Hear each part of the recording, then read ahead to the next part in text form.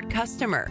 And for a limited time, get 35% off your first order, plus $10 off any additional sets.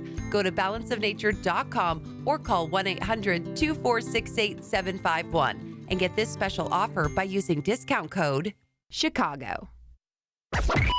AM 560, The Answer. Dan and Amy, all right, as promised, we have one of our friends from Food for the Poor. He's the Chief Operating Officer of Food for the Poor Haiti. Ken Michael joins us. Ken, thanks for being with us. Appreciate it. Hey, Dan, this is Paul Jacobs with Food for the Poor. Ken is on his way down to the studio. I apologize. We have got a lot of things happening, a lot of moving parts today, as you can well imagine. Okay, no problem. All right, well, Paul, so tell us what we should know about what's happening on the ground in Haiti and what if anything, Food for the Poor is able to do as chaos is reigning.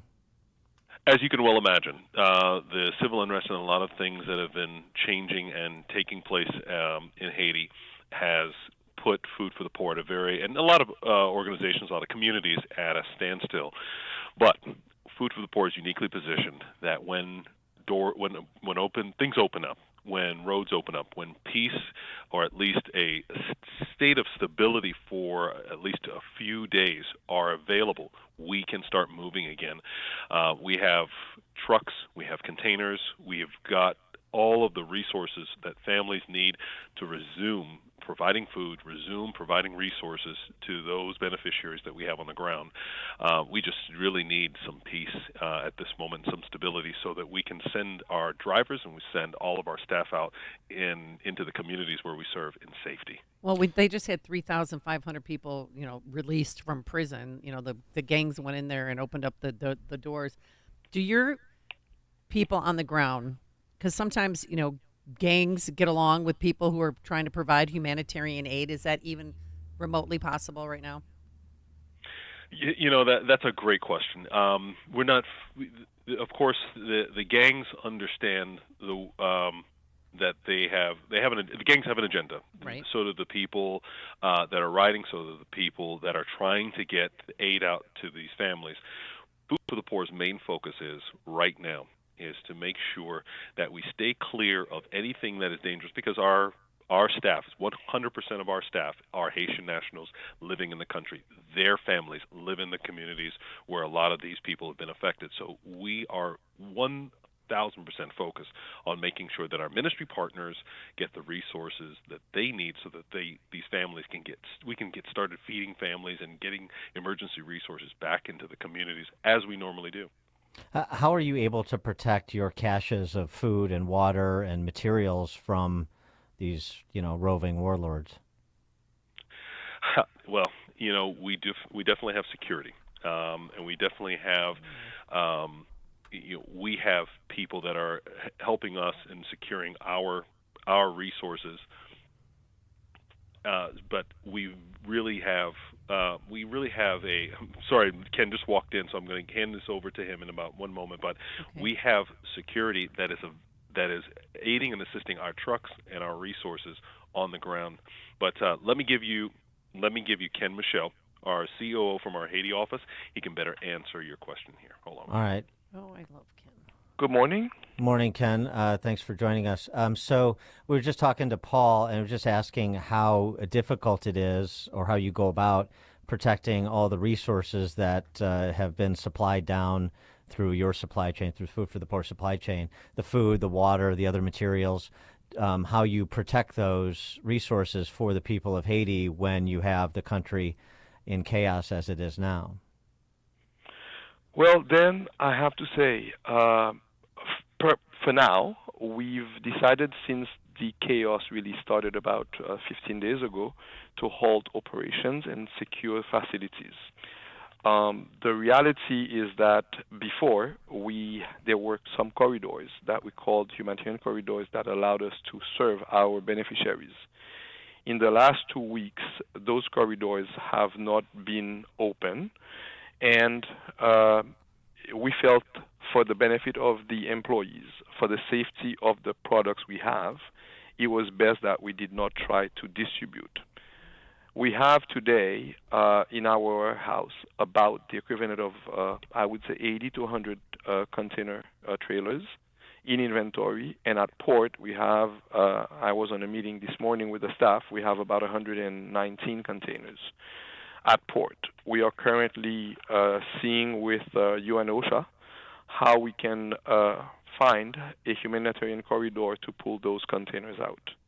It's not just for Food for the Poor. There are other partners such as CRS and such as the other partners of the UN network that have containers, and they're trying to see how those could be safely moved out of the port.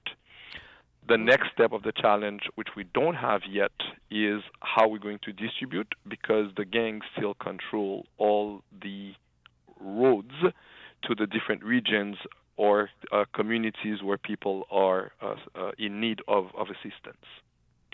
Well, how did you escape? When did you leave Haiti?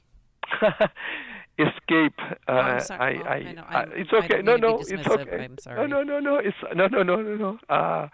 I was invited to participate. Food for the Poor is not just a disaster relief and response entity. We are engaged in development, and I was attending a conference on agriculture that was held in Florida.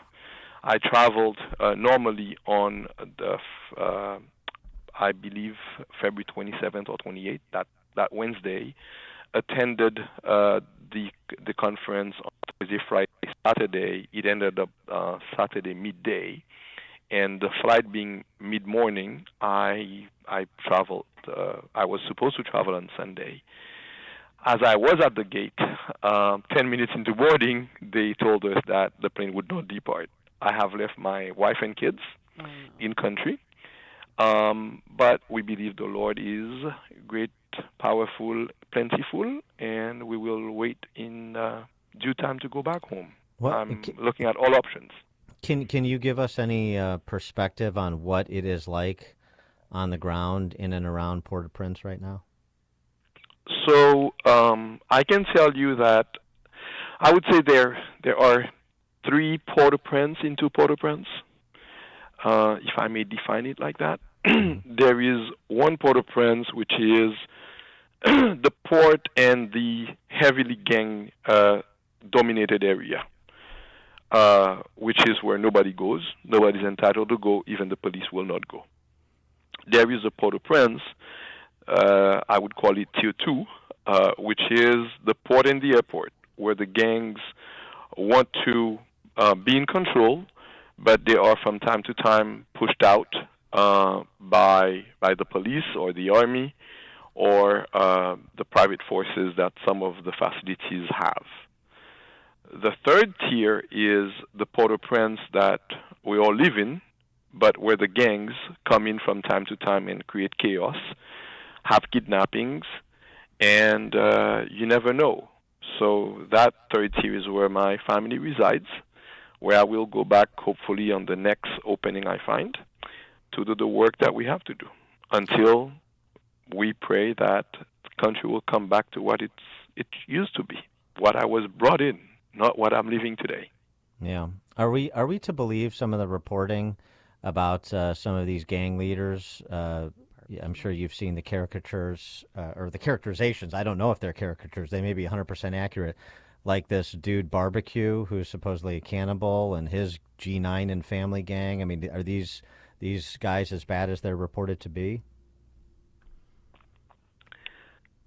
I